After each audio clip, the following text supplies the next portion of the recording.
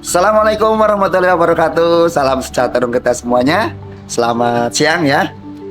Hari ini saya sedang berada di salah satu kecamatan yang agak utara ya di Kabupaten Kebumen, yaitu SMP Negeri 1 Karangsambung ya. Hari ini saya akan bertemu dengan salah satu sahabat saya. Beliau seorang guru di sini, sudah lama pembina PMR aktif, membuat banyak karya berkaitan dengan PMR juga, fasilitator SPAP juga. Nah, hari ini kita akan bertemu dengan beliau dan kita akan ngobrol-ngobrol ya berkaitan dengan bagaimana implementasi SPAP di sekolah ini. Oke, yuk kita untuk bertemu dengan beliau.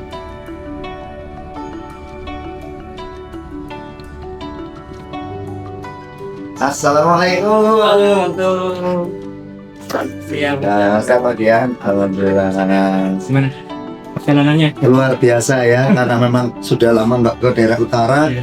Nggak tahu nih tadi dingin sekarang panas di sini. Ini ya Pak Dian ya, Pak Dian Ariato. Beliau ini wes pokoknya luar biasa lah. Kalau bicara masalah pengalaman di PMI mak, tuh, oh saya ini muridnya. Tapi benar murid ya, saya beneran muridnya. Jadi saya masih ingat tahun 2011 atau 2012. Saya ikut pelatihan pembina PMR ya. Ini yang ngajar Malah lupa saya. Iya. Nih ya, dulu saya ikutnya di Kebumen ya. Facebook apa ini? Nah, sementara kita kemarin baru PPDB sudah selesai, persiapan dari Sabtu paling kita memulai anak untuk ke sekolah. Nanti kita briefing untuk persiapan PS. Oh iya. Dan ini disebut kami hari ini, besok Jumat sama Sabtu sudah ada IHT lokal karya untuk review kurikulum yang akan datang. Nah, tanpa saya menceritakan banyak, sudah terlihat ya sibuknya seperti apa. Ya untuk itu ya kita untuk membuat kegiatan hari ini saja ya perlu penyesuaian jadwal dulu. Perlu jadi dulu saya. Kebetulan kemarin saya pribadi Mas baru 5 hari itu pelatihan tentang coding dan kecerdasan artifisial itu selama 5 hari full.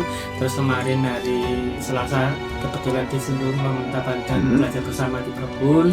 Saya satu Perembun juga hari kemarin baru di SD pertengahan. Jadi ya lumayan agak penuh jadwalnya. Luar biasa pokoknya ya. Ini kesempatan yang sangat luar biasa bisa bertemu dengan beliau, bisa ngobrol-ngobrol dan nanti kita akan bukan mencuri ya, merampok ilmu dan pengalamannya Pak Dani. Ini kan Kecamatan Karangsambung ya Mas ya, itu kalau secara geografis kan merupakan salah satu kecamatan yang mungkin ancamannya lumayan ya, bukan hanya satu gitu. Mungkin bisa diceritakan Mas bagaimana Mas Dian ini seorang guru menyiapkan supaya warga sekolah itu bisa siaga. Siap. Atau mungkin kita keliling saja, nanti saya tunjukkan mana yang bahaya, mana yang rentan. Oh boleh, cocok malah ya. Kita tahu langsung. Oke, kita akan ditunjukkan langsung di lapangan ya, oke Mas. Mungkin bisa diceritakan Mas berkaitan dengan ya gambaran umum sekolah ini, termasuk dengan apa sih bahayanya, kerentanannya, kapasitas dan lain sebagainya. Ya. Nah ini ya Mas, ada prasasti dulu namanya sini adalah SMP 1 Sadang. Oh. Ya, ini ada prasastinya, SMP 1 Sadang karena dulu Karangsambung itu gabung dengan Sadang. Jadi desa Karangsambung masuknya dulu ke Sadang. Nah, bisa dibelok ya dulu Mas nih. Jadi SMP Negeri 1 Karangsambung dulu SMP Negeri 1 SMP Sadang ya. Ya SMP Sadang. Dan ini mulai 2002-2003 ada pemekaran wilayah, maka dipecah menjadi 2. Sebelah utara masuk ke Kecamatan Sadang, dari Totokan ke sini masuknya sudah ke Kecamatan Karangsambung. Nah, ini dengan adanya perubahan ini juga akan berubah juga terhadap nomenklatur yang ada gitu. Ini informasi yang saya yakin masyarakat Kebumen juga banyak yang belum tahu ya, bahwa dulu Karangsambung khususnya di sini ya sampai Karang itu masuknya Kecamatan Sadang dan ada pemekaran. Nah akhirnya berubah menjadi SMP Negeri 1 Karangsambung. Secara sejarah SMP Sadang dulu berdirinya tahun 82 Mas. Jadi sudah ada 43 tahun ya. 43 tahun menjadi sekolah di sini dan sekarang SMP ini sudah banyak peningkatannya. Jadi baik dari segi bangunannya, dari tanamannya dan seterusnya, vegetasinya. Sekolah yang salah satunya sekolah yang siap siaga bencana. Kesatuan pendidikan aman bencana. ada yang unik teman-teman sini lihat. Ya kalau dulu kan mungkin kebanyakan itu SLTP ya, sekolah lanjutan tingkat pertama. Ini sekolah menengah umum tingkat pertama SMP ini. Ya mungkin memang nomenklaturnya dulu masih ini ya. Kayak gini deh. Oke. Dan 2005 pun ketika saya kesini juga sering paketan dari Jakarta, namanya masih SMP Sadang. Oh, sedang ya. Jadi itulah pemekaran wilayah yang menghasilkan namanya sekarang sebagai satu Karangsambung. Oke. Oke, mungkin bisa diceritakan juga Mas berkaitan dengan itu Baik, jadi dari bahayanya dan sebagainya. kita termasuk daerah geopark ya Mas ya. Oh iya, Sudah geopark diakui ya. UNESCO, di mana wilayah Karangsambung itu merupakan salah satu bagian lempeng bumi yang kuno atau yang purba, dibuktikan dengan banyak penemuan. Nah dari situ otomatis juga menimbulkan ada sisi positifnya bagi masyarakat. Sisi positifnya dari sumber daya alam itu bisa diolah dan seterusnya. Sedangkan sisi negatifnya ada ancaman-ancaman istilah. Salah satunya juga sekolah kita juga banyak ada beberapa ancamannya, ada bahayanya dan ancamannya juga.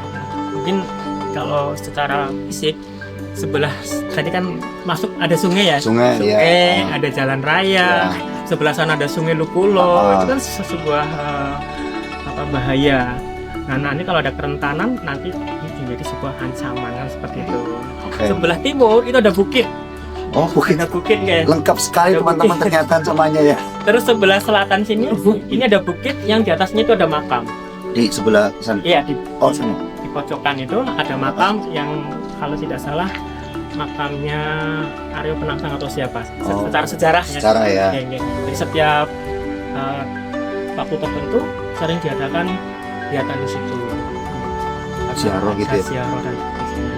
Nah itu, jadi sebelah sana pun itu ada bukit terlihat nih, yaitu Untuk ternyata dan secara sejarah kebencanaan kebetulan ada tenaga pendidikan ini yang rumahnya pernah kelongsoran.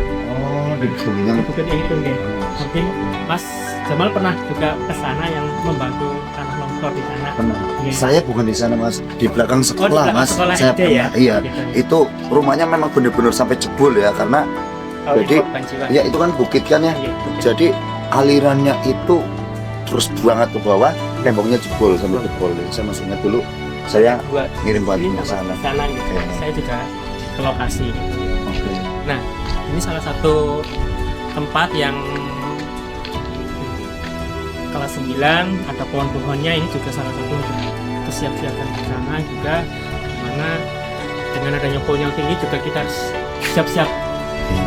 mungkin ada pohon tumbang dan seterusnya juga kita harus antisipasi. Iya. Seperti ini harus kita potong. Ini bisa menjadi daerah yang memang ada risikonya. Dan resikonya juga Nih, bentar Mas. ya, ini Di uniknya di SMP Negeri 1 Karangsambung dan nih. Taman Batuan, Ada batu-batunya nih. Taman Batuan.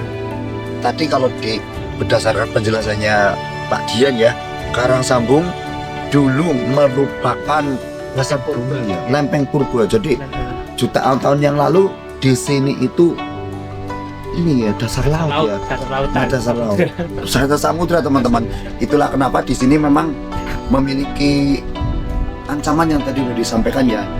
Sini bangunan sekolah, sebelahnya sungai, terus jalan raya, Sungai Lukulo, terus sebelah kiri sana dan sana itu bukit ya. Gempa udah jangan ditanya ya Pak. Iya, ya. betul. Gempa jangan ditanya karena ya ada dari dasar laut ke atas tentu saja itu juga proses alam yang ya, kita tidak bisa membayangkan ya. Ini bukti batu-batu ini yang ini ya Mas ya apa Iya. namanya? Bantuan dari dasar samudra Dari samudra nih. dengan macam-macam jenisnya. Ini juga untuk pembelajaran juga untuk khususnya untuk IPS. Nih, rijang merah berlapis sedimen, batuan dasar samudra yang tersingkap ke permukaan bumi. Struktur berlapis merah bata berdiri material sedimen halus silika. Nah, ini menjadi bukti secara sains ya, maksudnya bukan hanya sekedar apa namanya pengakuan lah ya bahwa ya Geopark. geopark ya, tapi memang benar-benar di sini secara kajian, secara sains itu memang di sini dulu dasar samudra. Banyak kajiannya sudah.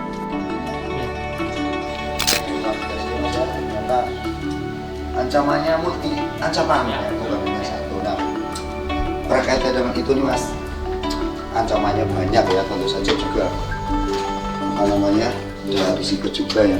Nah, kira-kira upaya dari pihak sekolah ya itu ada program atau kegiatan apa sih yang tujuannya itu untuk peningkatan kapasitas atau ya supaya sekolah ini tangguh lah kalau misalnya terjadi bencana itu apa saja ya?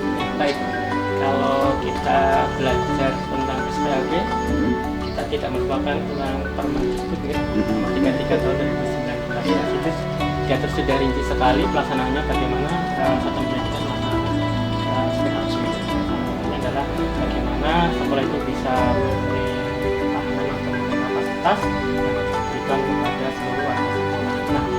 Nah, di tahun kemarin kita sudah beberapa kali melakukan kegiatan, salah satunya adalah kegiatan dengan diseminasi kebencanaan. Oh, ada diseminasi ya? Iya, kita Targetnya siapa Mas? targetnya adalah seluruh siswa. Oh, seluruh siswa.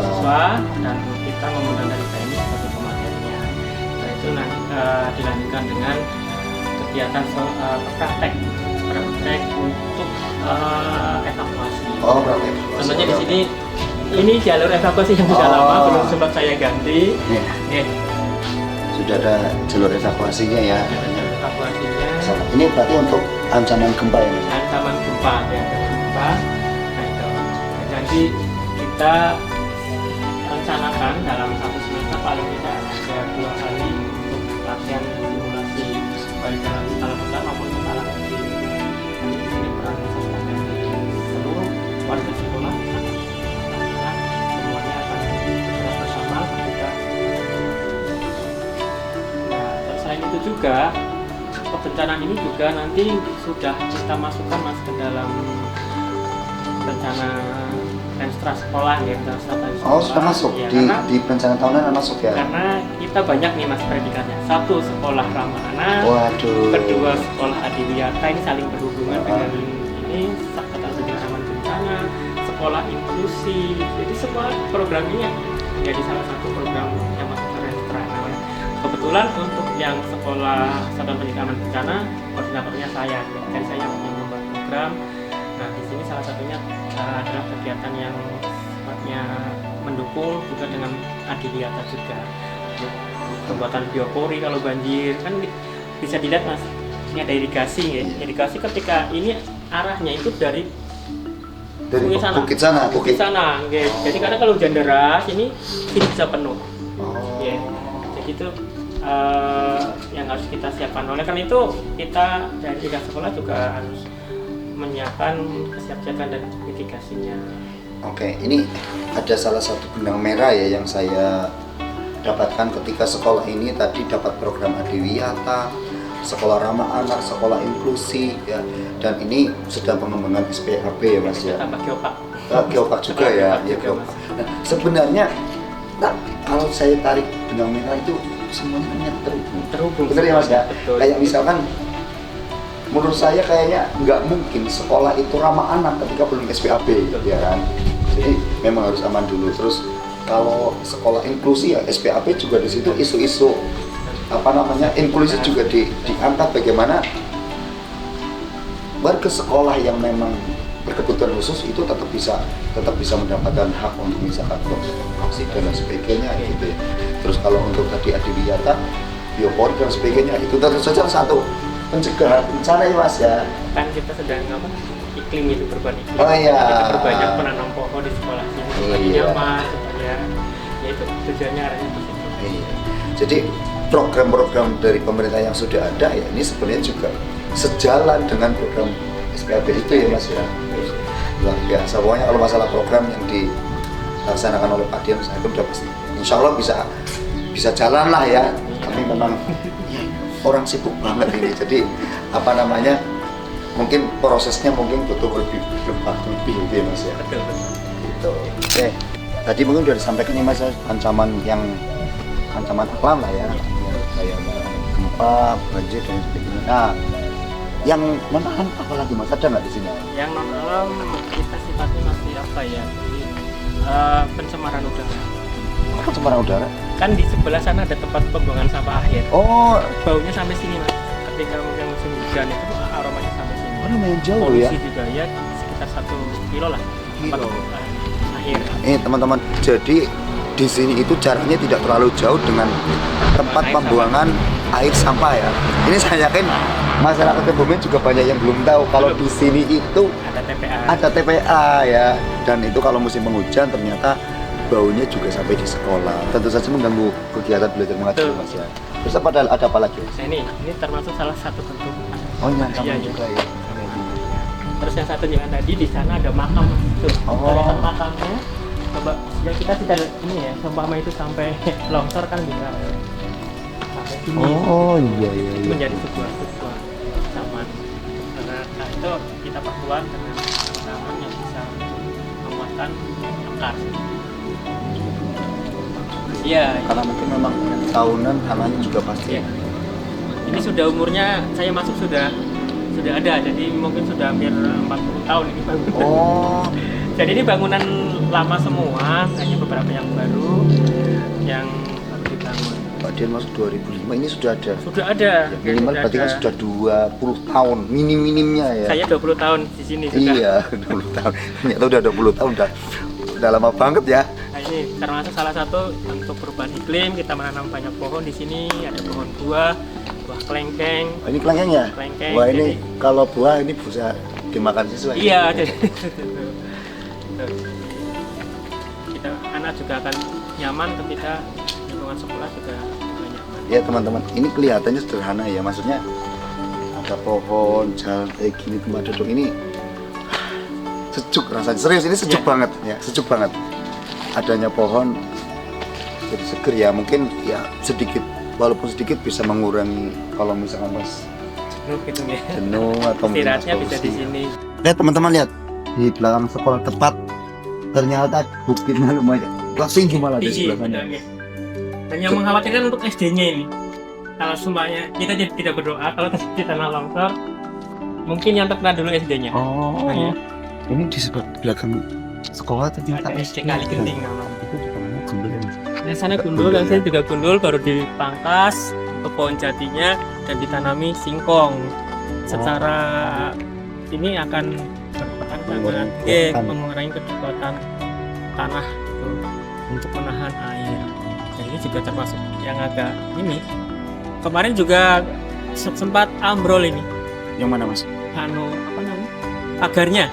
Pagar sempat belakang, beruntungnya di belakang ini dan tidak ada orang, jadi ambles. Oh, Lumayan panjang amblesnya. jadi ya di sini udah pernah kejadian ya. Pernah kejadian. Udah pernah kejadian, ada yang ambles ya. Mungkin kejadiannya tidak ada orang ya, Mas ya. Nggih.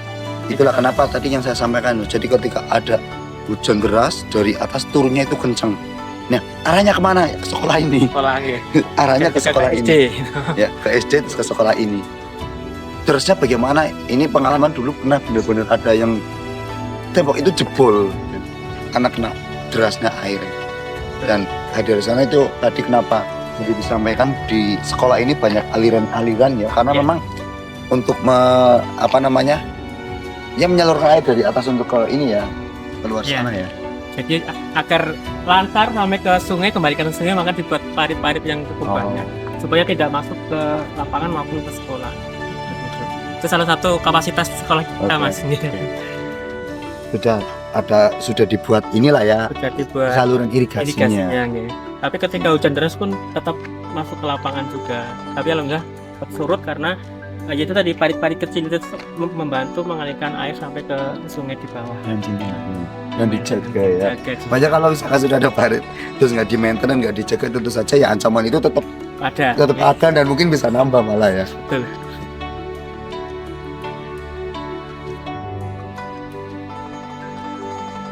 Oke, teman-teman nih, ada yang benar-benar menurut saya spesial di sekolah ini ya. Saya baru menemukan ternyata di SMP Negeri 1 Karangsambung ada tempat pengungsiannya, shelter ya. Ini program dari Kemendikbud pusat. Kemendikbud pusat ya. Jadi karena di sini sudah di lingkungan sini khususnya itu memang ancamannya luar biasa ya, multi ancaman tadi, sehingga ada program untuk dibuatkan tempat pengungsian ya. Lihat, bisa dilihat teman-teman, lantai 1 dan juga lantai 2 ya, itu semuanya memang diperuntukkan untuk shelter ya, untuk pengungsian. Cuma karena memang kita di masa damai ya, jadi ini digunakan untuk menunjang proses kegiatan belajar mengajar. Oke, kita mungkin bisa lihat-lihat ruangan atas bagian. Bisa. Nah, ini kemarin sudah difungsikan ketika ada COVID. Oh, udah dipakai ya? COVID, ya, ada yang terpapar COVID di karantinanya di sini. Oh. Ada sekitar 4 orang yang dari Kecamatan Tanah Sambung di sini untuk karantinanya, dan juga dijaga oleh aparat juga. Di sini ya? Beruntung kita kebetulan tidak ada siswa, jadi kita juga tidak ke sini. Mungkin bisa ke lantai atas biar melihat pemandangan Karang Sambung.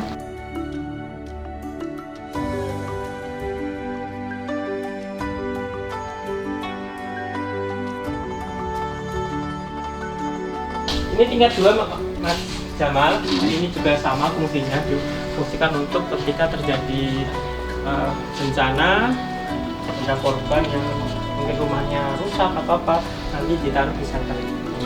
Oke, dan tadi juga sempat dijelaskan oleh Pak Dian ya bahwa konstruksi yang digunakan untuk membangun gedung ini itu sudah Tahan gempa. tahan gempa ya. Ini luar biasa ya. Ini saya baru tahu. Saya baru tahu ya. Dan Muter-muter satu-satunya ekspor. di sini. Oh, Yang dapat bantuan di sini. di Kebumen ya. Cuma satu di sini. Hanya di sini saja di SMP Negeri 1 Karang Sambung. Jadi ancaman ada, ya ancamannya luar biasa. Kapasitasnya ternyata juga sudah termasuk, sudah lumayan ini ya, sudah banyak, termasuk sudah ada apa namanya shelter ya, tadi titik jalur evakuasi, terus jalur irigasi dan lain sebagainya. Nah, bisa dilihat Mas. Nah, ini sebuah ancaman yang mungkin ada, karena murid kami juga di daerah itu gitu. Kalau tidak dikenalkan kebencanaan, ya mereka akan mungkin meremehkan atau mungkin tidak tahu bahwa itu sebenarnya sebuah hal kerentanan maupun sebuah ancaman bagi kehidupan mereka seperti itu. Nah, ini poin pentingnya ya, bahwa kenapa di sekolah itu harus diajarkan disiapsiagaan.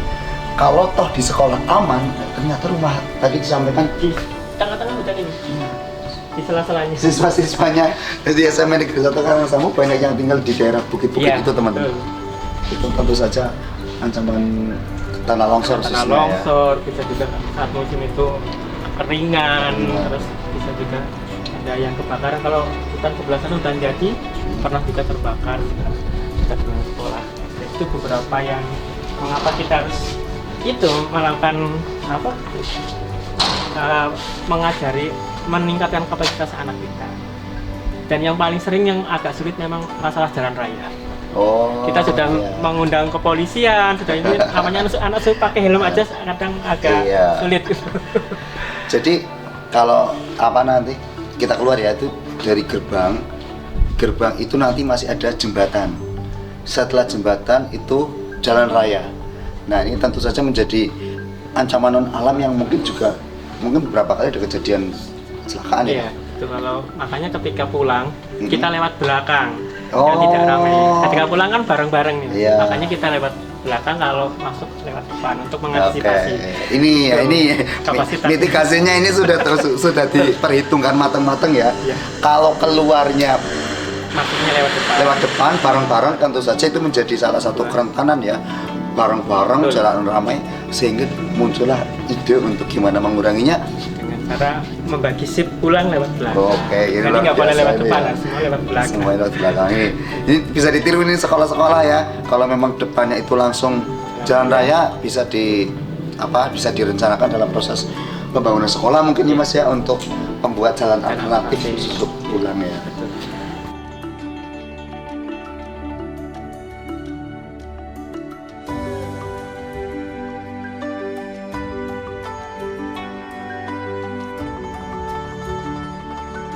Yang mungkin tidak ada di sekolah lain, ini fungsinya adalah untuk mengambil air dari sungai, dan itu akan terus berjalan tanpa menggunakan listrik, dan ini akan mengairi kebutuhan sekolah seperti kamar mandi dan seterusnya. Nah, contohnya nih lihat ada kincir air. Tuh. Teman-teman lihat tuh, ini sesuatu yang sangat unik nih. Ada kincir air. Ada kincir Ya. air tuh. Nah, itu. Jadi kincir airnya ngambil air dari bawah ya Mas Dian ya. Kemudian nanti akan dialirkan oleh keran-keran ini masuk ke sumur dulu. Ini ada penampungannya di sini. ada bak penampungan. Dari bak penampungan nanti akan menggunakan pralon ke arah sumur. Bisa dilihat airnya cukup bersih, bening. Nah,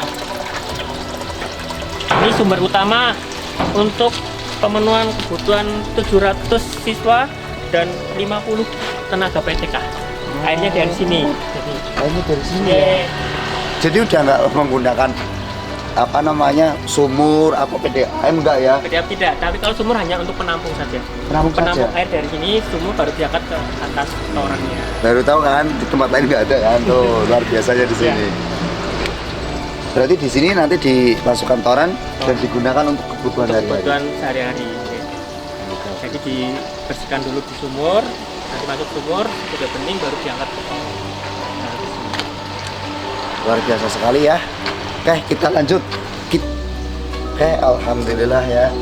Setelah muter-muter Lumayan, kemudian capek ternyata kan, Mas? ada tempat yang Spot yang istirahat. iya, enak buat tongkrong, buat belajar, ya, buat melanjutkan pembicaraan tentunya ya. Oke, diskusi ya. Oke, Mas Ian ini kan berkaitan dengan SPAP. Kalau secara legal formalnya sebenarnya kan sudah jelas ya.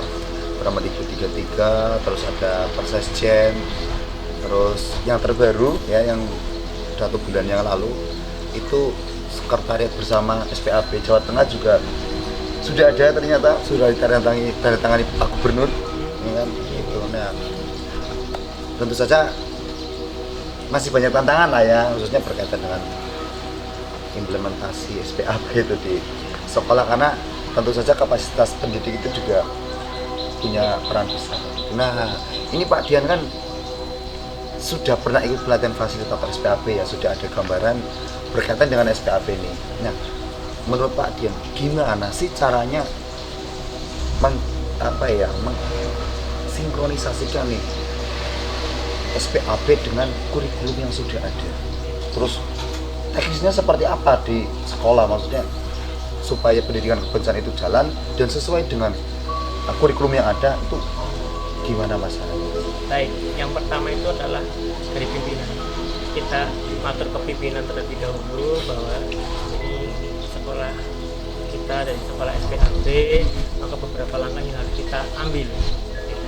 Itu langkah pertama yang saya lakukan ketika setelah habis dari pelatihan, dan alhamdulillah Bapak Kepala Sekolah menyambut positif dan mendukung penuh terhadap pelaksanaan kegiatan SPAP sebagai satu kerangka. Selanjutnya setelah itu kami lalu mengadakan evaluasi diri. Oke, analisis kebencanaan, evaluasi diri. Dari situ kita akan paham poin-poin apa saja yang perlu ditingkatkan. Contohnya untuk masalah analisis kebencanaan. Analisis kebencanaan di sini secara kebencanaan itu sangat tinggi. Karena setelah kita analisis kita hanya dapat 33%. Berarti ada 67 itu adalah sebuah ancaman gitu yang tadi kita bahas. Terus dari segi fasilitas ini alhamdulillah ini karena bangunan lama dan alhamdulillah masih kokoh, juga sudah dalam beberapa sudah ada rehab yang sangat signifikan. Akhirnya untuk fasilitas ataupun sarana prasarana dalam gedung alhamdulillah insya Allah aman karena bangunan lawas istilahnya gitu ya. Nah, selanjutnya dari situ, dari analisis itu kita lalu membentuk tim yang siaga itu. Tim kesiagaan tapi dari unsur guru dulu. Oke. Dari unsur guru melibatkan yaitu nanti dari wakil kesiswaan, terus nanti ada yang dari urusan kesiswaan, nanti juga dari urusan Arpras. Itu akan membentuk tim bagaimana untuk membuat program pelaksanaan SPAP dalam 1 tahun ke depan. Setelah itu nanti kita membuat SOP-nya. SOP ketika ada bencana. SOP-nya apa saja? Kalau sama itu kan yang pasti semuanya kalau ada gempa ikut merasakan. SOP itu bagaimana? Yang kedua SOP untuk tanah longsor. Tanah longsor. Gitu. Nanti evakuasi. Nah, kalau banjir kelihatannya insya Allah tidak nih. Tapi kalau banjir lokal ya itu namanya bukan bencana tapi masih musibah. Nah itu dalam waktu berapa bulan sudah itu SOP kita bentuk dulu, kita bahas oleh tim. Setelah itu nanti kita sosialisasikan Oh, siswa. ke Ke siswa, baik di kegiatan yang upacara atau apa kita sosialisasikan. Setelah kita sosialisasikan, lalu dari tim itu merumuskan juga bagaimana membentuk tim kesiapsiagaan bencana yang terdiri dari siswa juga. Kita libatkan dari OSIS, dari pramuka, dan biasanya ujung tombaknya PMR karena concernnya PMR kan di sini ada materinya. Nah, setelah itu kita lalu adakan simulasi, mengundang dari luar untuk pematerinya dan penambahan sarana-prasarana baik untuk ketidakannya maupun evakuasinya maupun juga untuk EWS-nya, emergency system-nya. Nah, luar biasa, udah lengkap ya. Nah, jadi kunci dari implementasi SPAP di sekolah itu dari tadi yang disampaikan tuh, yang pertama ini penting nih ya, komunikasi koordinasi dengan pimpinan. Betul. Itu yang paling, itu penting banget ya. Terus yang kedua, lakukan kajian ya, kajian risiko mandiri supaya tahu nih kira-kira sekolahnya itu yang masih kurang itu apa sih, sehingga kekurangan itu bisa menjadi program kerja ya Pak Sian ya. Terus pembentukan tim, SOP, terus penyusunan SOP, dan tentu saja simulasi itu ya. Jadi di sini simulasinya rutin ya Mas ya. Ya, kita ya minimal semester sekali lah nih. Oke, 1 tahun 2 kali ya. Ini tentu saja sudah merupakan sebuah contoh yang luar biasa ya. Karena ya walaupun hanya simulasi, tidak semua sekolah itu ternyata melaksanakan. Ya. Selain itu juga Mas, dari segi kurikulum Oh ya, iya, dari segi kurikulum. Kita memasukkan itu ke dalam rencana strategis pengembangan kurikulum. Kurikulum Merdeka kan sifatnya fleksibel. Jadi kita masih bisa memasukkan beberapa kegiatan ataupun beberapa istilah apa ya, pendukung, salah satunya untuk SPAP. Caranya bagaimana? Caranya bisa dalam bentuk pengetahuan. Contohnya nih, bahasa Inggris itu nanti membuat teks atau urutan simulasi, dibuat dalam bahasa Inggris urutannya bagaimana ketika ada gempa dan sebagainya, itu dalam bahasa Inggris. Mungkin dalam kegiatan atau materi PJOK, bagaimana anak ketika ada bencana dia bisa menyelamatkan diri dengan mulai dan seterusnya. Terus di PP pendidikan Pancasila yang sekarang dulu PKN, itu bagaimana mereka bisa bergotong royong, bisa peduli, empati terhadap orang lain. Itu kan juga keterampilan ataupun yang karakter yang akan kita tanamkan ke anak. Nah, itu juga merupakan pendukung kepada saat terjadi bencana di daerahnya. Iya, jadi kalau di ini masuk di tadi intrakurikuler ya Mas ya. Di intrakurikuler dengan cara SPAB ini ya dimasukkan ya, kayak tadi misalkan bahasa Inggris ya. Ya menerjemahkan aja, menerjemahkan dari bahasa Indonesia ke bahasa Inggris, yang diterjemahkan apa? Nah, SOP dan sebagainya gitu. Terus itu kan dari intrakurikulernya ya Mas ya. Kalau dari ekstrakurikulernya nih, implementasi SPAB-nya seperti apa? Ya. Karena kebetulan saya pembina PMR ya Mas ya. Pokoknya kalau udah ngomong pembina PMR Surabaya udah nggak ngasih garam lah, ini udah luar biasa banget pasti pengalamannya kalian. Oke, gimana Mas? Ini Mas? Kalau dari saya selaku pembina PMR, khususnya di materi kesiapsiagaan bencana risiko bencana, kita praktek lapangan juga. Praktek lapangan? Ya, jadi contohnya kemarin kita bawa anak-anak nih ke sungai sebelah yang ada penduduk gitu kan. Nah, di situ kita akan kita suruh mengkaji, umpamanya banjir besar nih, kira-kira rumah mana yang akan terdampak. Pernah kayak gitu Mas? Pernah kayak gitu. Jadi saya juga ketika kita latihan itu, kita juga di pinggir sungai juga, maksudnya biar mereka memahami bahwa sungai itu bisa menjadi sebuah ancaman juga bagi kehidupan manusia, tapi juga bisa menjadi sebuah kapasitas bagi manusia. Kapasitas tuh, benar mengalirkan air ke sini. Iya. Ya, nanti kita tunjukkan ya, ternyata di sini itu di sebelah sana itu ada kincir air ya, muter tiap hari dan airnya mengalir ke sini untuk ditampung dulu, dan nanti air itu akan digunakan untuk wudhu, untuk kamar mandi, dan untuk kolam, dan untuk menyiram dan lain sebagainya gitu. Jadi nanti di sini itu kita untuk ekstra ya, kita juga bersama dengan pembina pramuka, kita sisipkan materi itu terus juga nanti untuk simulasi juga dengan pramuka ekstra wajib ya. Jadi semua peserta didik di sini bisa melakukan ketika terjadi gempa khususnya yang kita simulasikan sementara gempa dulu. Nah, dari apa yang disampaikan oleh Mas Dian sebenarnya ada hal yang menurut saya kalau ada stabilo nih set gitu ya. Ada yang menarik menurut saya nih. Tadi Pak Dian menyampaikan bahwa kegiatan PMR itu peserta didik diajak untuk ke rumah masyarakat. Nah, itu kira-kira untuk menganalisa ya Mas ya, melihat kalau airnya liwatnya di sini nih kira-kira kalau misalnya terjadi air yang sangat penting itu seperti apa.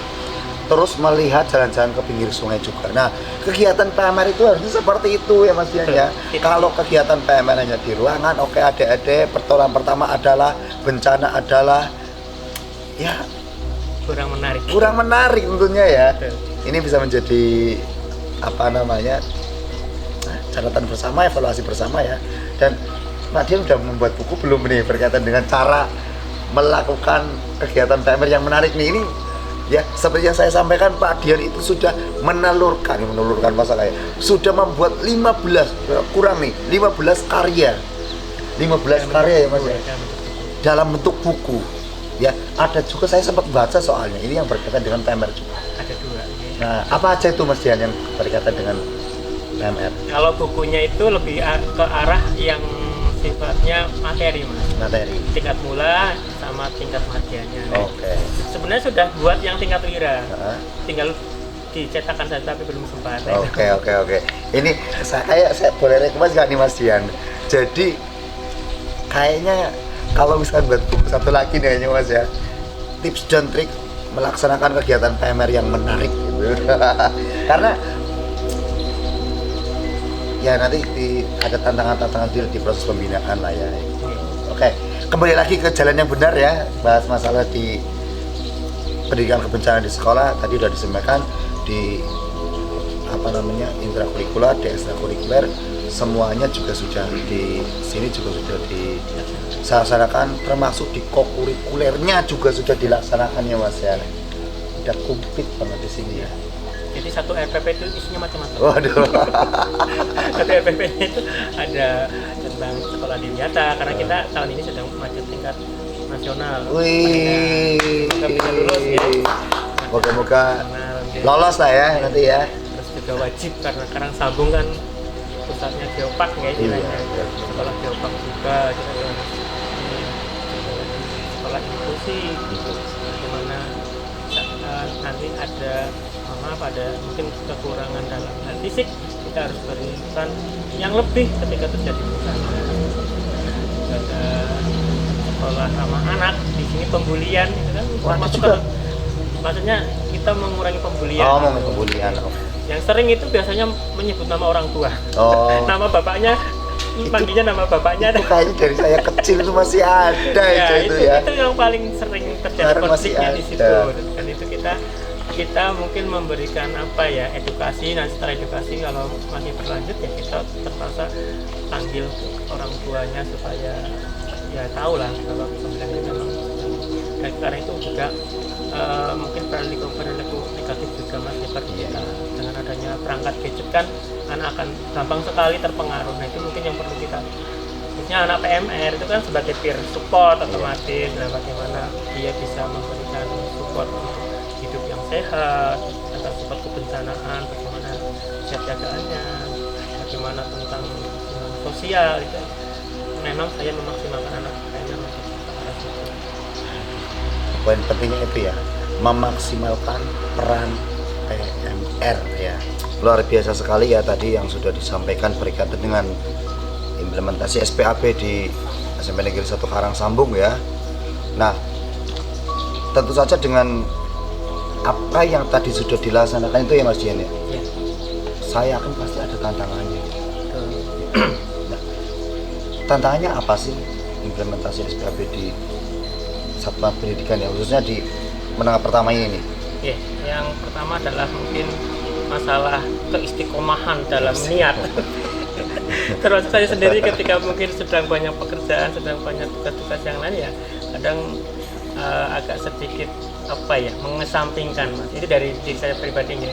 Demikian juga mungkin dengan teman-teman yang lain ketika sudah banyak tugas, ketika kita akan latihan simulasi ya ketika ada perintah gitu. Jadi karena itu tadi guru sekarang tidak hanya mengajar Mas, tapi harus menjalankan program-program yang saya sebutkan tadi, ada 5 program itu juga harus kita lakukan dan semua harus dijalankan. Jadi kadang ada skala prioritas juga gitu. Itu tantangan dari masing-masing. Tantangan yang kedua adalah bagaimana sih menciptakan atau membuat karakter anak itu peduli dengan dirinya sendiri, dengan orang lain yang ketika terjadi bencana. Karena secara tidak langsung ya hampir sebagian besar lah anak-anak sini ya berada di daerah-daerah yang memang ancaman bencananya besar. Karena banyak yang rumahnya di bukit. Saya juga ketika kunjungan ke rumah ya sempat takut juga, ternyata jalannya seperti itu gitu. Tapi bagi mereka enjoy saja. Itu yang mungkin tantangan. Terus tantangan dari secara di lingkaran sekolah, secara ininya ya tidak banyak. Jadi seperti masalah kebijakan, masalah anggaran, kalau ada walaupun ini tidak banyak ya. Jadi yang penting adalah di sini adalah bagaimana sih kebersamaan itu dalam mewujudkan SPAP-nya. Ya. Jadi kalau di sini sama dimanapun yang jadi tantangan utamanya itu ya diri sendiri ya, diri sendiri ya. Ini bukan orang, tapi diri sendiri. Tantangan pertama diri sendiri, yang kedua ini berkaitan dengan bagaimana memberikan edukasi kepada siswa-siswa ini ya supaya lebih sadar dan lebih menerima bahwa ya mereka ini sebenarnya tinggal di daerah yang rawan gitu ya. Dan kalau tadi yang disampaikan, selama komunikasi dan koordinasi itu jalan, masalah internal dengan dengan pendidik ya, khususnya dengan warga pendidik atau mungkin dengan staf di sekolah mungkin nggak ada masalah ya. Intinya komunikasi Dan koordinasi. Oke, ini yang terakhir Pak Dian ya, ini yang terakhir.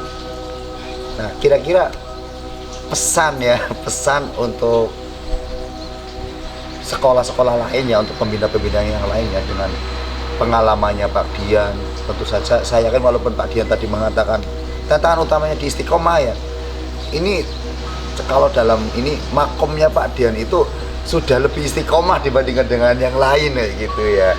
Nah, ini kira-kira berilah maksudnya masukan nih untuk teman-teman pembinanya supaya mereka tetap semangat untuk berkegiatan di di PMR pada khususnya dan untuk menerapkan SPAP pada khususnya. Ya baik, kalau saya pribadi ya Mas ya, jadi kalau saya pribadi ada istilah bekerja cerdas, bekerja keras, dan bekerja ikhlas. Nah, kadang yang terakhir ini Mas, bekerja ikhlas kadang kita ya sempat mengeluh juga, sudah sampai sore tidak dapat apa-apa di sekolah dan seterusnya. Tapi insya Allah dari sini akan mendapatkan yang lebih. Ya. Lebihnya itu bukan hanya nominal yang kita dapat dalam bentuk materi, tapi lebih itu adalah kepuasan. Insya Allah kita akan dibukakan jalan-jalan yang lain. Mungkin tidak lewat jalan sini, tapi insya Allah jalan lain akan dibukakan untuk rezeki bagi kita.